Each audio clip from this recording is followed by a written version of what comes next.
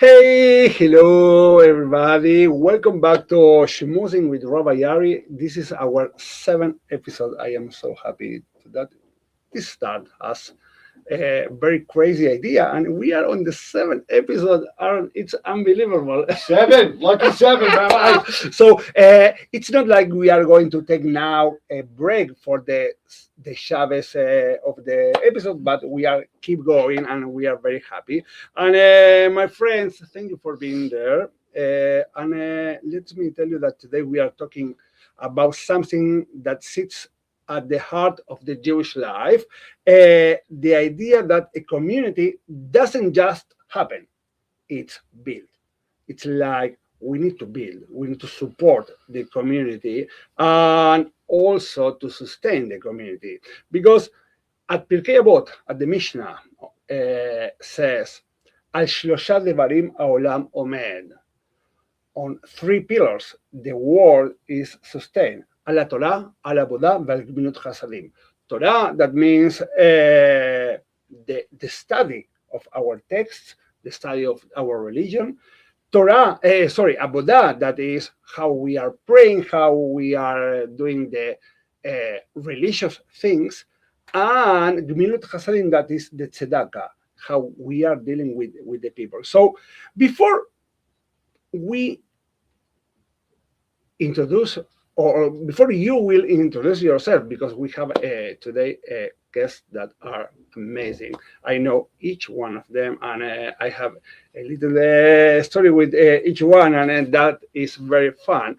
Let me ask you, before you will introduce yourself, and I like to give you a challenge and to provoke you with a question that is not easy to answer. The question is, if tomorrow the Jewish community of Tidewater disappeared, Chas v'chalila, what would we lose first? Chan Chan. If think that something that it will be impossible, right? Because we are not going to let this happen. But imagine that something happens and the Jewish community disappears.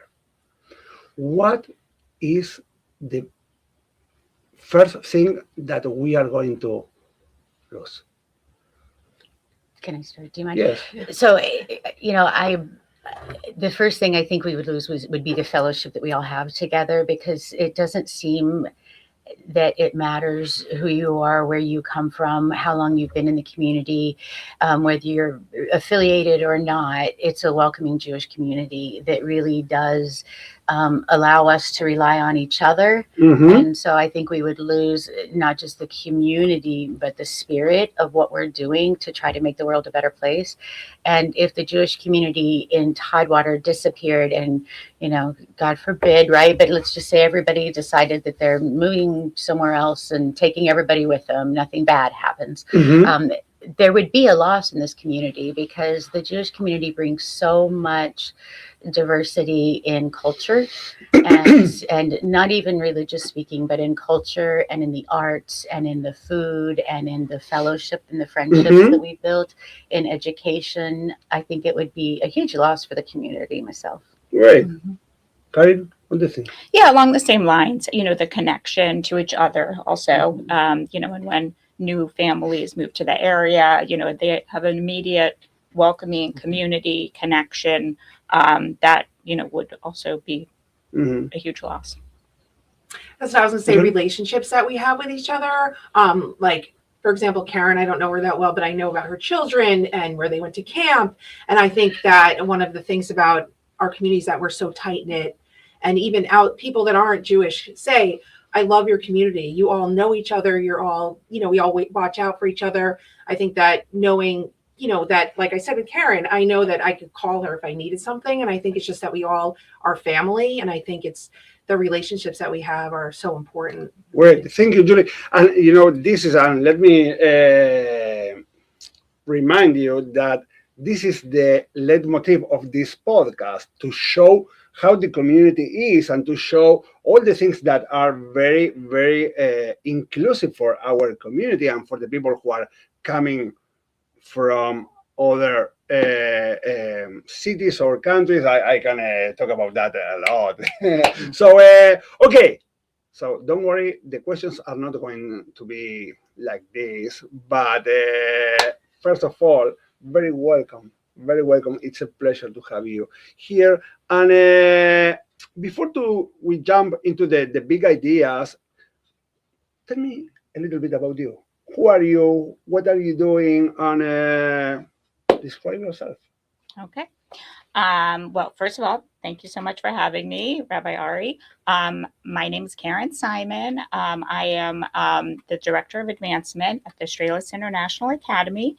For the most part, that is, raising funds for our school, developing relationships, the connection, the community, all of that. And lucky enough to have grown up in the community, have kids in the community.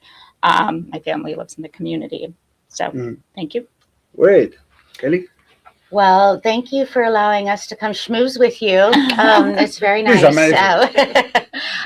So I'm Kelly Burrows. I'm the CEO for Jewish Family Service of Tidewater. And before I moved to Tidewater, I lived in Tucson, Arizona, and I was the Vice President of Clinical Services for Jewish Family and Children's Services. And so, moving here was a huge step, right, for me and my family. And the community has been so welcoming, and I feel like I found a new home here in Virginia Beach. That's me. I'm Julie Keevitt, and I am the Jewish Community Relations Manager for Jewish Family Service.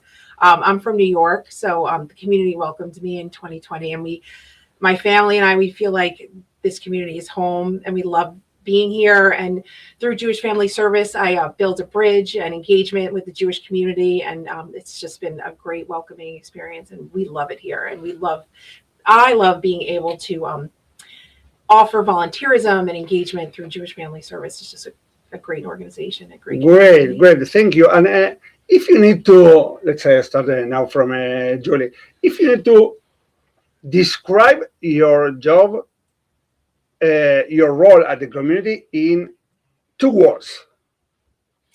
I think engagement and volunteerism, but I don't think that really describes my whole job because it's only 2 words. Okay. Yeah. I guess mine would be leadership and humanity. Okay. Connection and education. Great. So Andrea Rosenthal is online. So hey, hello, Andrea. Thank you for watching. Thank you for being with us. So let me return with this idea. Okay, you describe your job, your task, but what originally inspired you to dedicate yourself to this work, Kelly? That's a very long story that goes a long way back. We have time. So, I just grew up where knowing that helping other people was what you're supposed to do. And that was just a value my mother really taught me a lot. And as Julie and I were talking on the way over here, just kind of about our families and things, it really, I'm lucky enough to have a twin sister, and we're identical twins. So our whole lives were together. Every single thing was together, and it helped us, right, get through so much. And it really teaches me continually today, even today, as a kid, always having somebody, and then as an adult, you grow up, you get married, you have things that happen, and the value of that connection has always been important to me. And so I went to school to be a therapist, thinking that that's what I wanted to do, to help people.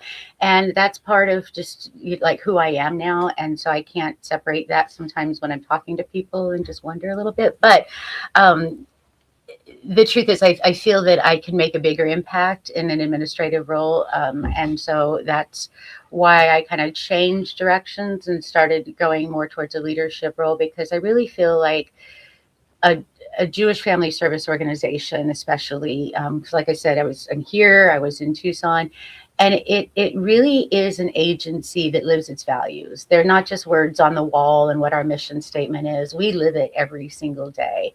And to be able to work in a place that aligns so much with my own sense of who I am and who I want to be, not just like every day, but who do I want to be next year? Who do I want to be in 10 years? What do I want to be remembered for? And what's the legacy I'm leaving?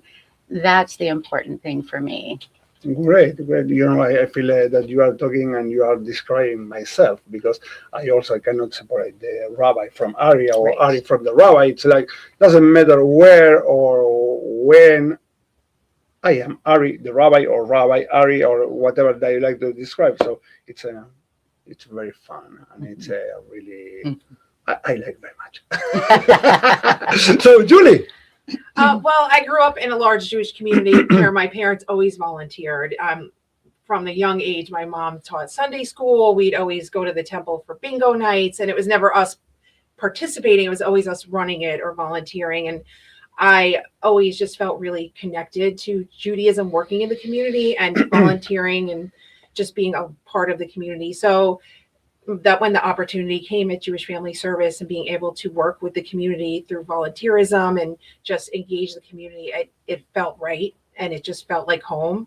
And it really has been. So that's really just fell into place. Mm-hmm. Great. Okay. Oh, it's also a long story. I'll try to make it it's succinct. But also, I had very positive Jewish experience growing up. I went to Jewish day school. I was very active in BBYO, with Jewish youth group. Just lots of experiences. My family was very involved. Then when it was time to choose my career, when I went to college, I really didn't know what I wanted to do. And I landed up deciding on teaching. I liked kids and it seemed like a good profession to go into. And then when I graduated, I actually moved to Atlanta, and I wasn't sure if I wanted to be a classroom teacher or whatever. And I ran into a friend of my mom's when I was home for a little bit. And she at the time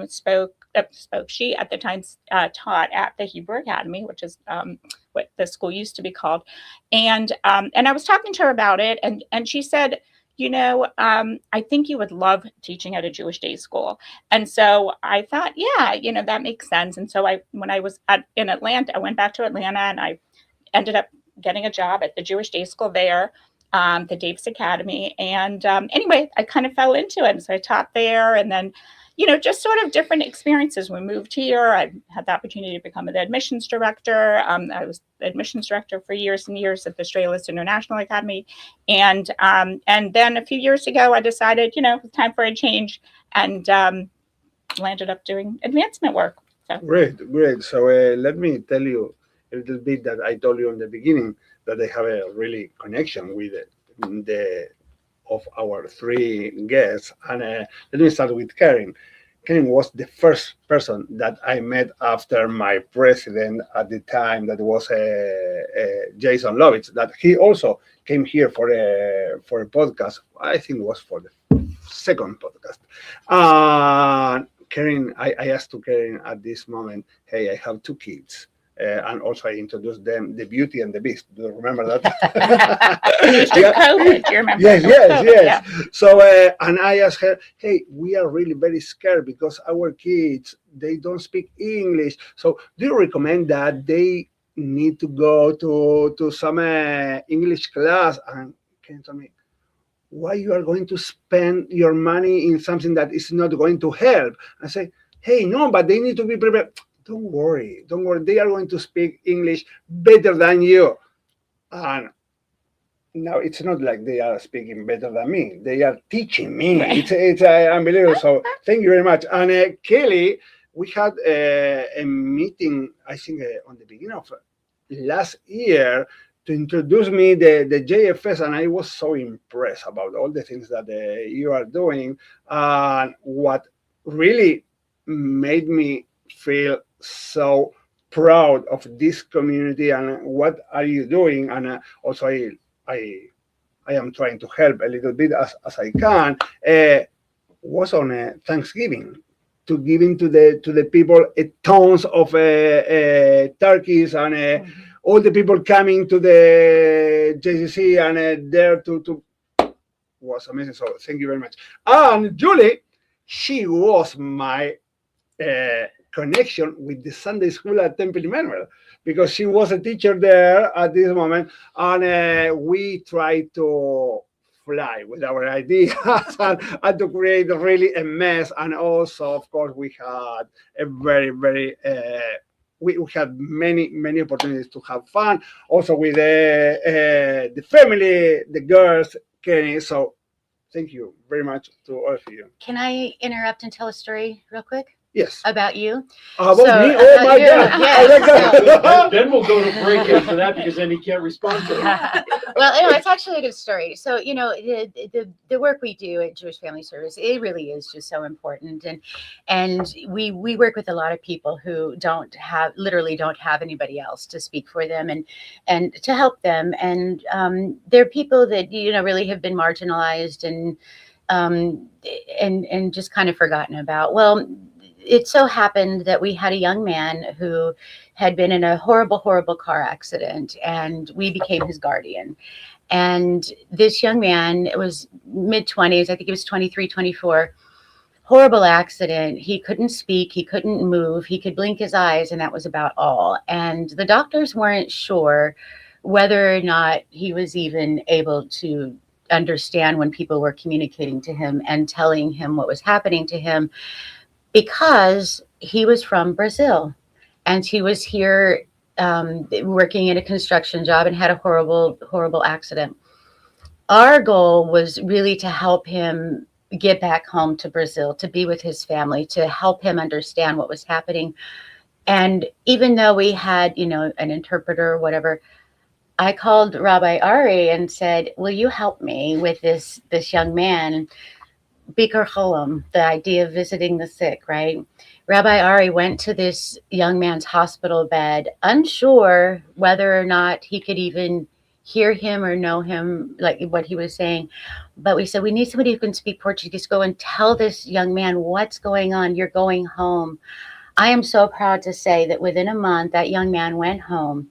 We saw the video of him arriving back in Brazil with his mom, his brother, his sisters, all surrounding him. And now he can eat food. He can sit up. He's working on speaking again.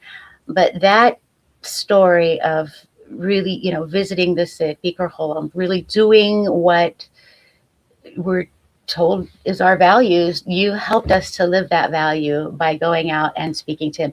And mind you, this was during Rosh Hashanah. It was a very busy time for you, and you did that for us. And so I want to thank you before you go to commercial break. I wanted to leave it on that. Oh, wow. Well, are the things that we are doing the thing. We are, when we are here in this world, we came for one objective. And I think it's if we are not helping the others, Right. who is going to do? It's That's like right. that. So if we can contribute to make this world a little bit better, why we are not going to do? So thank you for the opportunity. So before the commercials, I have to. I know that you like the commercials very much. Well, they do So- pay the bills, Rob. Yeah, yes, I know. Sponsors, I So want to hear their message. yes. So let me end with this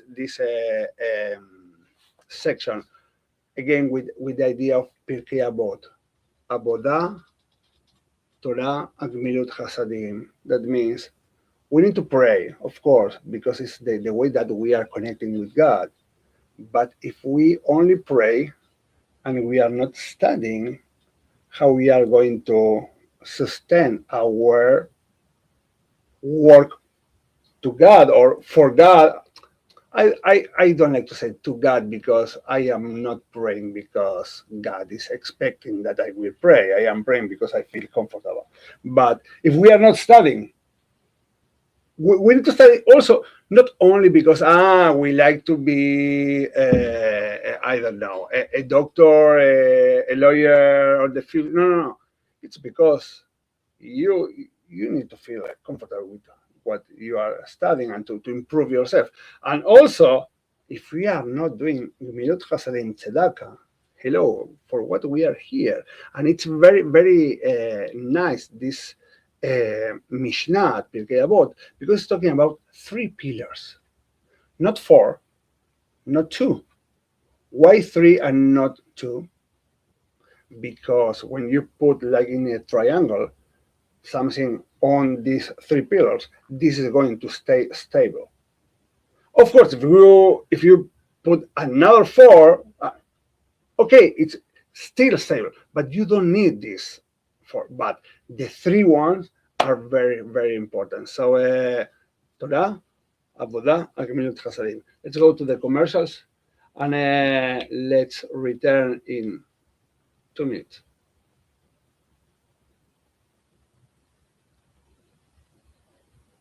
Have you heard the news? WWDBTV Virginia Beach has arrived. WWDBTV will bring an exciting lineup of shows streaming from our very own Virginia Beach studio. Since we're an affiliate of WWDBTV Las Vegas, our show lineup will also be available on all of the WWDBTV social media channels. We are looking for new and current show hosts, content creators, and/or advertisers who would like to take advantage of our vast audience. Las Vegas Entertainer Hall of Fame member Aaron "The Voice" Phillips is building this brand of marketing and promotional platform right here in Hampton Roads. For more information, email wvbtvinfo@gmail.com or call 702-286-0063. Think outside the box and let your voice be heard. It's not just you're here for 2 years and you're gone. It's you have a community, you have a network. It doesn't matter where you came from or what you've done in the past. Everybody has the same opportunity here. The financial resources, the community aspect of it, really important for your first 2 years of college. And you get that at TCC. You know, we take family real serious here at TCC. We're a community, hence Topwater Community College. Peace, Love, and Little Donuts originated in Pittsburgh 15 years ago. Now you can enjoy these little cake donuts right here in Virginia Beach, located at 2105 Princess Anne Road. We have over 60 different toppings to choose from in quantities of 2, 6, 12, and 36. We can take care of any catering needs, such as weddings, business meetings, or Super Bowl party. Call us at 757-301-3564 and let us know what donuts will make your event even groovier. All right, you're back. Hello, we are back. So let's start now with some interesting questions, and let's enter let's put the focus on these 2 topics that are the education and how we are helping the others. Perrin, why is Jewish education so important to the community? Why is it so important? Jewish education for our community and any Jewish community is very important because it creates connection, like we talked about, to each other. It also helps, for all of us, it's not just for kids, right? Jewish education should be lifelong. It helps us understand, why we are doing what we're doing, different parts of the culture, history. It's very important. There's so many components of education. So just promotes the future, connection, and... this is the same if I decide to go to a public school or to a Strelitz Academy. It's the same to go. No, no. Obviously, no. Right. Of course not. Yes, of course. Even I am very happy that we are living in a place where the education is really have a really high level. But what makes the Strelitz International Academy special? So many things. Strelitz is a very special place. Of course, the community, that's something that parents say families say over and over, the community that they feel, when they are at the school, when their kids go to the school. One of the things that Strelitz does so well is we really, when kids come to us, kids are pushed to reach their potential, and of course the Jewish education is very, very special part, of the school, but it's the values, the cultural celebrations, learning Hebrew, the connection to, learning history, learning about the Torah, all of that makes it very, very special. And how do we teach Jewish values on the world that we are living? Because we are having too many changes. Now with the AI, for example, everything is on your hands. So how straight is living with these changes, with Judaism, new values, the modernity, and the past, that you need to mix everything together? Well, I mean, so Jewish values, the first question, teaching Jewish values, it's throughout the school. They learn it through what they're learning in the classroom, whether it's the novel studies or the Torah portion. And then, of course, what they're expected to do during the day, and the connection that the kids feel, they're practicing values all the time. If a child's out sick, they'll call the child or, make a card. Welcoming guests, when guests come through our school, the kids will, greet them, say hello. We have our students helping the younger kids, our safety patrols, drop off. So those are all the Jewish values. It's amazing. I like it very much. Really, really, really, really. And what is something that I am not going to answer this question. You need to answer. What is something that the children teach to adults? Teach to other, Yes. to each other, or to the adults, to the parents, to the family? Do you think that they are taking some learnings from experience that they are taking to their homes? Of course. No, not for the continuity of studies, like to the family. They are introducing those things at their house. 100%. Yeah. A lot of families, they love this. They'll come to the school, they'll enroll their child, somewhere that's for infant school, and thinking, okay, I need childcare in school, camp or worked out at the facility, and they fall in love with the school. They just love, how much they are learning, and then they become part of the culture, and I remember so many times when I've done tours, the kids learn Hebrew, so the parents will say, well, we don't know any Hebrew, are we going to be able to help them, with their homework? And I say, no, most of the parents, tell you a secret, most of the parents don't know any Hebrew, and so they don't need to, I tell the parents they don't need to help, with homework, because the kids are learning. They're like little sponges, and they're learning all of this information. And the parents are just so excited. They don't even realize that it's something that they've been wanting, until they experience that connection, that they at Shabbat, the family Shabbat we have, regularly, or, different, Jewish holiday celebrations, the parents just love it. Mm-hmm. So yes, they're learning a lot. It's very fun because I am 49 years old, and I started to study in a Hebrew school when I was 2 years old, and I am still studying, right? And I can say that my Hebrew level is high, but as an Argentinian, we are not making difference between the B and the V, also the bet and the bet, or the pub. And it was so fun because one day Ben came to me and said, Daddy, it's not Shabbat, it's with Dagesh. It's like, it's Shabbat. He said, hey, come on, you're not going to correct my Hebrew, right? Okay, maybe the English. No, but it's Shabbat. And I need to say, you are right. So it was very, very fun. So last question for you for this section, a fun question. If you could design the perfect Jewish school, what would it include? The perfect Jewish school? Yes.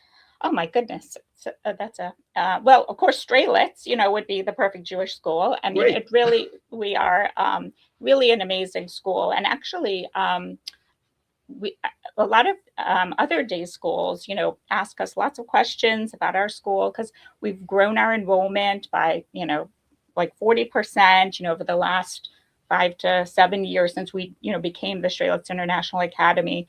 We're an IB program, which a lot of families just love. They love the Jewish education, but, academics, having top academics is also equally as important, to be able to attract families, and they love the IB program and just everything we have to offer, at the school, and the diversity of our families. We have families that are very observant. We have families that are not observant. We have, just all sorts of different families, and everybody comes together, just on this in our wonderful community and feels that connection. Everyone feels very welcome. Great. Thank you very, very much.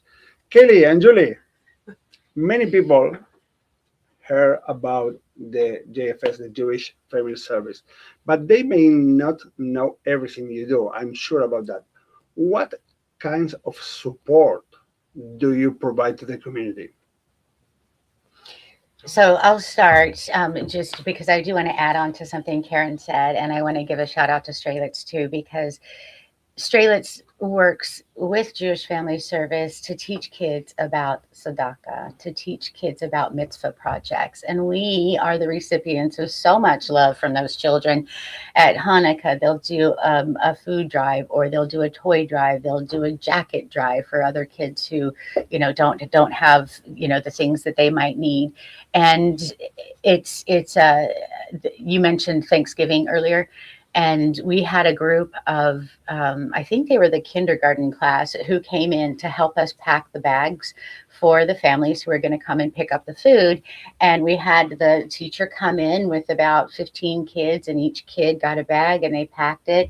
And that's just an example of a partnership that we do with Strelitz, and another reason why it's special. So I just wanted to add that for you, because it really is a very, very nice school.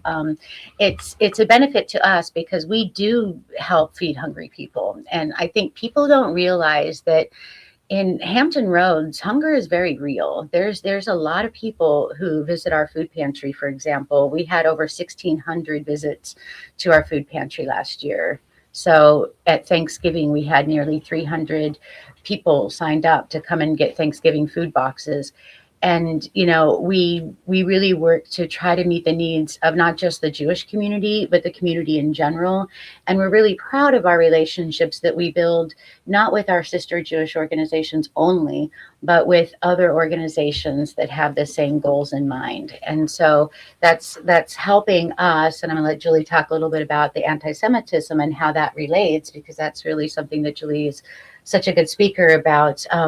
The work that we do for non-Jewish individuals and for our, Jewish community makes an impact so much more than the food box we give, or the counseling that we provide, or the transportation to a doctor's appointment. It spreads beyond that. And I'm going to let Julie talk a little bit about how our mission aligns with our goal to help decrease anti-Semitism. So also I wanted to say too, before I speak about that, it's not really almost to what Jewish Family Services does. Our organization, I really feel like, is the kind of the way that the Jewish community can volunteer. We are the Jewish community's organization to do tzedakah and to heal the world. So many of the outreach that we do for the community, it's not us doing it, it's the community members doing it, and we just provide that way to do it. For example, we for most holidays, including Passover, which is coming up, we go to assisted living. So you know that on April 2nd, 6 p.m., we'll have the second Seder at Temple Emmanuel. That is going to be amazing. You are very welcome to come. And also, for you that you are looking to us, this is the part of the commercial of Temple Emmanuel. Yeah. But this is really, really, really interesting to say that, okay, we are offering the second Seder for the people. That is not, okay, a Seder. No, it's the second Seder that two things that are very important. You are going to to enjoy an amazing Seder with another 150 people. But the second thing that is important, you don't need to cook for the second Seder. That is very important because, hello, to prepare a Seder at your home, it costs, it's important. So please do your RSVP at the temple for April 2nd. Yes. Julie, sorry. No, that's okay. So we do senior outreach, and we give gifts to seniors that live in assisted living, Jewish seniors.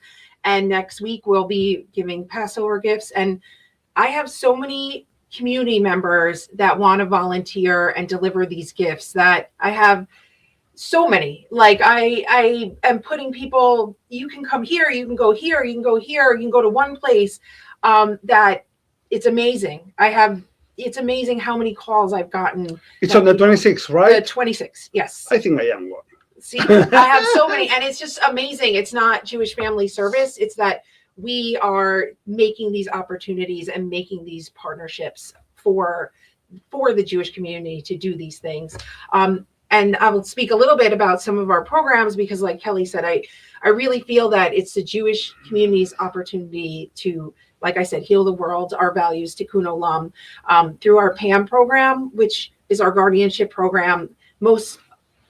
Basically all of the people that Jewish Family Service takes care of, they're not Jewish.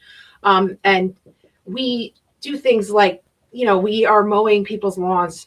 That's helping Virginia Beach cities. We are making sure that these people are fed, that they have the right, health care. We are taking care of these people. And I think a lot of people don't know. We went to city council to speak about our PAM program. And many of the city council members did not know that it's the Jewish people taking care of these people. And we do it not because these people are Jewish. We do it because we are Jewish and these are our values. And I say to a lot of people, maybe, in Norfolk, we have people protesting, against things.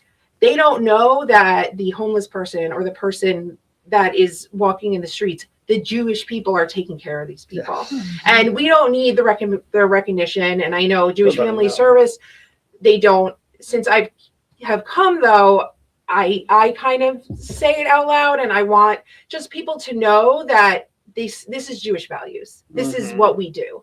Yeah, totally. And thank you. And you mentioned something that for me it's come on. I am not understanding the war as many people, and maybe I am getting older because I am remembering what my grandma used to say, Zechrona Livracha, in which war my grandchildren are going to live. Now I am saying in which war my kids are going to live, because with this kind of values, okay, we are not doing anything wrong to help the others, but the people who like to make some aggression or to destroy the Jewish people, it's come on, they are not knowing that. So yeah, it's sad, but I think if there is a quote that I learned since I arrived here, and it's one of my favorite phrases, is never give up. That this is very, very, very important, and this is very, very interesting. So tell me, what do you think that is the greatest need you are seeing today? What is what the people need? I think there's a lot of needs. I think that our senior community are, they're feeling alone, and I think that they need engagement. I think they need housing. I think they need food. I think they're forgotten. Like I said, I think there's a lot of needs. I think that children and families, this day and age, they can't afford to many things, including food and basic necessities. And I think that sometimes they get forgotten. I think that we are forgetting people, I guess what Kelly says, indigent people, and I think it's important that we all remember these people and remember that, like I said, seniors, we remember on the holidays when we are with their families, that a lot of people don't have families. A couple weeks ago, we were at an outreach program around Purim, and we were, making cards with children. And we said, these cards are going to be for people that don't have anybody to celebrate Purim with. And the children said, who doesn't have anybody to celebrate Purim with? And I think it's really important that we teach our children that, not everybody has what we have. And the social isolation, there's concrete things like housing and food and medicine and access to services and things. But I think then, this goes back to, you can't separate out the counselor from yourself. The social isolation that people have in not just the world, but we can drill it down to our own community, our own hometown here, where people are, feeling forgotten, feeling left out, feeling alone. And I think that's really where some of these Jewish organizations come into play. Some of the gatherings that we have, you're inviting people to the second night for Seder dinner, those types of things to really help people feel connected and not to feel so isolated, and really to make them know that they still matter. Great. So let's go to a little break for commercials, and we will continue with two very fun questions for you. Peace, love, and little donuts originated in Pittsburgh 15 years ago. Now you can enjoy these little cake donuts right here in Virginia Beach, located at 2105 Princess Anne Road. We have over 60 different toppings to choose from in quantities of 2, 6, 12, and 36. We can take care of any catering needs, such as weddings, business meetings, or Super Bowl party. Call us at 757-301-3564 and let us know what donuts will make your event even groovier. If you want attention, you need more than an ad. You need a presence. Welcome to WWDBTV, your internet streaming TV station built for business and people. We create high-impact commercials and video podcasts with pro production. Then we help distribute your show where audiences already watch and listen. Your brand, your story.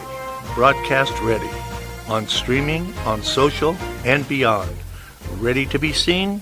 Visit WWDBTV.com and book your production today.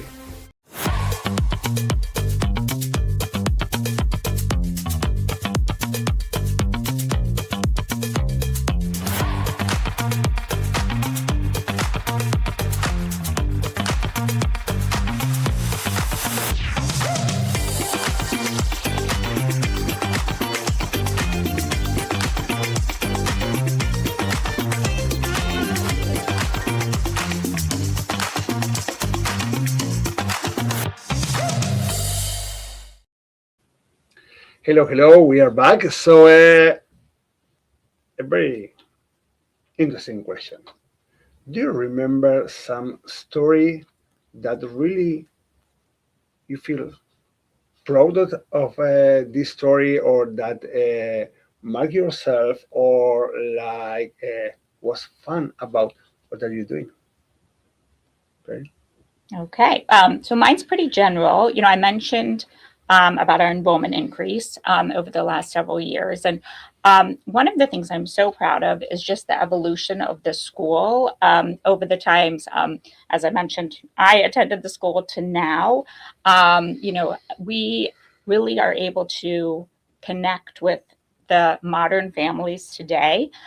We've evolved, rebranded, just are able to connect to all different types of families, and also just the way our community works together, having the opportunity to work with JFS and our students getting to give back and seeing the opportunities that they have to help other people, working with the JCC, on the campus with kids, our kids go to camp, right there, having just so many resources together, the synagogues, of course, as well. It's just something that I'm so proud of, seeing the growth of our school and just our community in general. Another thing, just one more thing, is just having, when our alumni come back, and seeing the connection they have to either the community, if they're still in Tidewater, or the community where they live now. Our middle school alum, our teens, our adults, they all remember that special time they had at the school, and it stays with them for their whole lives. And I see that in their connections to their communities in different ways. Great, thank you. That's nice. So we just recently celebrated the Hebrew Ladies Charity Society. And so I'm going to just a little, it kind of builds into the history of who we are as a Jewish Family Service organization. But back in the earliest days of Tidewater, in the earliest settlements in the 1800s, there was, a group of Hebrew women who we're worried about, that a lot of people were coming, and, Norfolk was a place that a lot of people ended up choosing to live. And so they would welcome these immigrants in and help them get settled and things. But there was a group of Hebrew women who were so worried about the plight of these people coming. And so they would get these big white handkerchiefs, and they would go from door to door, and they could collect coins, and they would fill up this handkerchief, tighten a knot, and then give it to the person, right, for their family. And that was so wonderful, right? So it goes back to, doing these tzedakah things way, way long ago. But the notion that it was kind of public property, everybody's story, like everybody knew that poor Mrs. Rabinowitz needed, this for her daughter, and so they created this foundation to help people with all of those needs, and made it completely anonymous. And so from the Hebrew ladies formed back in, 1946, I think, or 1948, the Jewish Family Welfare Bureau, and then it became the Jewish Family Service Organization that we are today. So it was so neat to go back, because we have pictures of some of these women, the matriarchs of this Tidewater Jewish community, who were helping to roll bandages to send over in World War II, who gathered together money to buy an ambulance to send over to the war to help the soldiers. I mean, it was just so amazing that right here in our community was a strong foundation that continues today. And I love that so much, that's the history of the beginnings of Jewish Family Service, because it really does speak to, we're still keeping confidentiality. If people need to come to us and they need help with counseling services, they can come. If they can't afford to pay for it, we'll figure it out. Don't worry, but still come. Because if you need the help, we're here to help you. And don't worry, we're not telling anybody that you choose, you can. But it makes me really proud to know that we're carrying on traditions that have just been built generation after generation after generation. Great, thank you. So Julie, do you like to say? Sure, yeah. So Jewish Family Service, we have a food pantry on the campus of the JCC. It's open to anybody. It's open Tuesdays and Thursdays from 10 to 11. And we have seen a need for a mobile food pantry. So we are trying to expand it. Basically, if people can't make it to the food pantry or they're homebound, we want to make sure everybody gets food. It doesn't matter. We need to make sure. So we had a community member that needed food, and they don't have a car. So we went to deliver them food, and they were so happy. At first they said, I don't need it. But we said, we're just going to stop by to say hi and check on you. And it was so just heartwarming to be able to see them and not give them the food, but just to be a community member and to visit them and bring them food, because they needed it, and just to feed them, and then on the way out, one of the bags I was carrying had a menorah. It was, a Marshall's bag that had a Hanukkah theme. And they said, oh, are you Jewish? Because I'm Jewish. And we are able to now bring that person food and whatever that person needs. And just to be able to now expand that outreach and to help more people in the community. And every single time we find another person that needs something, another Jewish person, and be able to deliver to them and have them, on our radar to know they need something. It really feels so good. And in our office, we just get so excited that we can help another person. And it's really nice. And we hope now that we're going to expand the mobile food pantry more and be able to do more outreach and basically just feed more people and make sure more people have full bellies. Thank you very, very much. And as I told you, there is a third pillar, that is the tefillah, that the Avodat Hashem, that we call, that is to connect with God. And this is the part of the tefillah, the prayers that the Pirkei Avot is saying. So of course we are welcoming everybody to come to the temple. But what I like to share here is like the tefillah is not only to davening. It's like not only no, it's not like that. In my opinion, the tefillah means when we are having this connection with ourselves, that this is very, very important. And I think that we need to have this space and we need to figure out how to make these moments. I am not talking about myself because I have every single day when I work feeling, I have my 15 minutes praying and then mincha 5 minutes and then Maghrib. I connect. And as my role as a rabbi is like to try to share to the people that okay, it's not like only to pray, and it's like you need to have this space. The people need to have this moment to connect and to make the balance between studying, helping, praying, and I like to add also two other things. That is to work, because you need to have your parnasa, and then the time that you need to have fun with your family, with your friends, and then to share all of that. So we are almost on the end of our episode. So I have little small questions. Can a community survive with only one of these pillars? If it will be only the JFS or only the Straits International Academy or only the temples? Do you think the community I could think survive? the community will survive through all kinds of things, but we want a community that thrives, right? People will survive, and we've seen over, thousands of years, people have survived all kinds of atrocities and things, but really this is a thriving community. It's not just a surviving community. We rely on the school to help Jewish Family Service. Jewish Family Service provides counseling to the children at school. We partner with the temples to help us do our food drives. We connect with the rabbis or other people at the temple to tell us that this family needs some financial support and what can we do.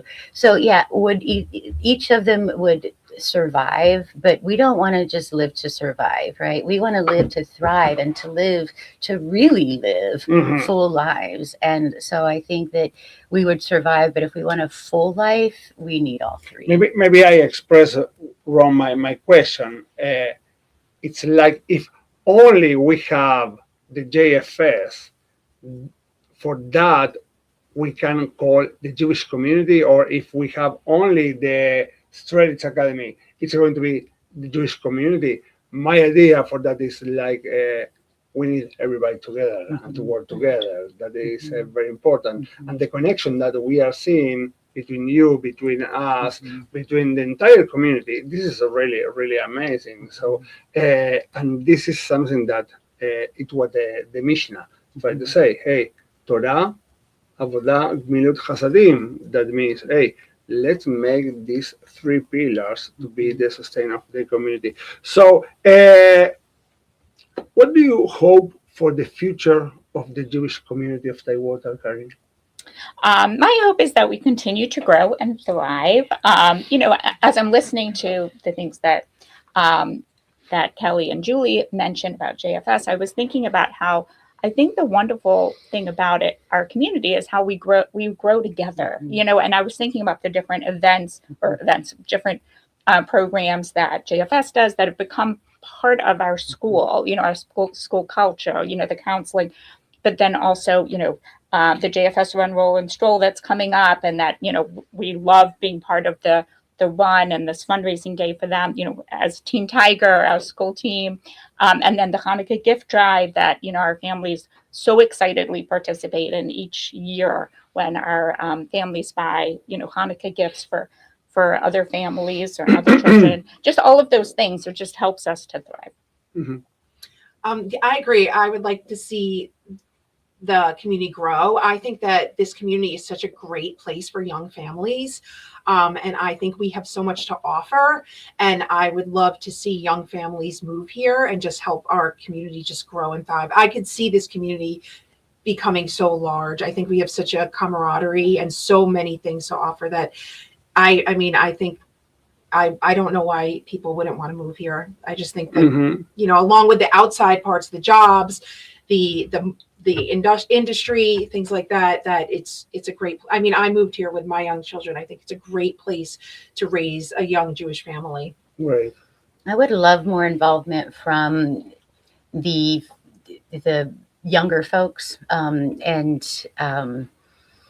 you know, who's going to be the next leaders of the Jewish community in Tidewater? And I think that's a really important question that comes up quite a lot, because we do have a very strong foundation of, you know, community pillars who've been here forever, generations after generations, and their families have been here. But people do go off, they go to school, and sometimes, like Karen, they come back, but sometimes they don't. And so what we'd really love to be able to see is some of these folks who, you know, these you know, parents whose children, you know, now are in school, but their involvement in board service and volunteerism is so important. And I think that's going to be a little bit of a desert for us for a little while. And so I think it's important that we all spend time making sure that those folks get engaged in board service and volunteerism. Great. One word for each one. One word. If you need to say a word that will be a message for our audience, what are you going to say about all that we talked today? Well, actually, that's perfect, because I wanted to just say something after what Kelly said about the future. And I think that Jewish Day School is key to that. You know, our students feel connected to the community. They get that foundation and the education to be the next leaders, you know, of the community. So, right. So one word. Empathy. Kelly? Fellowship, community. Karen? Connection. Great. So, my friends, in Judaism, we teach that the world stands on three things: Torah, Tefillah, and Milot Chasadim. Today, we saw that these pillars are not abstract ideas. They live in our schools, in our institutions, and in our communities. In Pirkei Avot that we read today, we learned that the world stands on the three things: Torah, Tefillah, and Milot Chasadim. But today, we discover something even deeper, that these pillars are not just ideas. They are people, they are schools, acts of kindness, and moments of connection.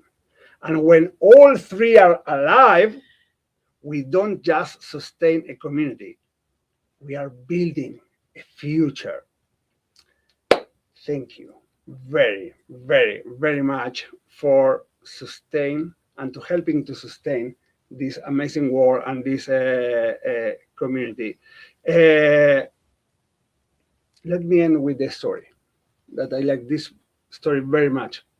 At the Talmud says, and our rabbis are teaching, Kol Israel Arevim ze b'ze. All of Israel are responsible for one another. This idea reflects something deeper about the giving of the Torah, that it wasn't just accepted as individuals, but as a people bound together in mutual responsibility. Maybe that's what truly sustains a community, not just institutions, buildings, or programs, but the idea that we are responsible for one another. And when we live with Torah, with Tefillah, and with acts of kindness, the responsibility becomes something real, and it becomes a community. So, my friends, thank you very, very much for all the things that you are doing. Thank you very much for this episode. Aaron, thank you very, very much. John, thank you very much in Vegas. And we will meet in 1 month after Passover. And remember, Passover second Seder at Temple Emmanuel will be April 2nd, 6 p.m. Please do your RSVP at the site of the synagogue, tvb.org, or you can go to the synagogue and to do your RSVP. I hope to see you soon at the temple, also on our Shmozzin with Rabbi Ari.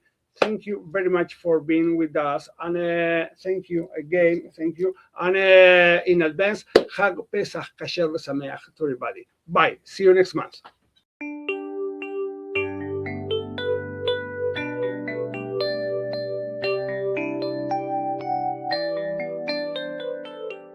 Yeah.